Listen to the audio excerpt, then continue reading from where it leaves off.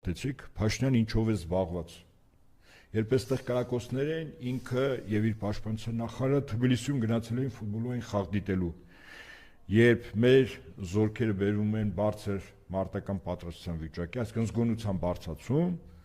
Փաշինյանը հեծանում է քշում։ Իսկապես, եթե մի պահ կողքից նայում ենք,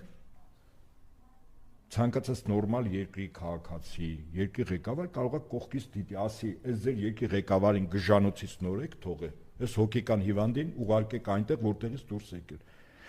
Միայն այդպիսի մարդը կարող է այս իրավիճակում անել այն գործողությունները, ինչ որ անում է։ Այսինքն իրականությունից կտրված, ինչու, որտեվ ինքը սկզբունքորեն ներկայացնում է Հայաստանում թուրք-ադրբեջանական օկուպացիոն ռեժիմի կոլաբորանտ կառավարություն։ Նա հալու հնազանդ կամակատարն է Բաքվի եւ Անկարայի։ Սա է իրականությունը։ Այնպես որ մեր ժողովուրդը թող համարժեք գնահատի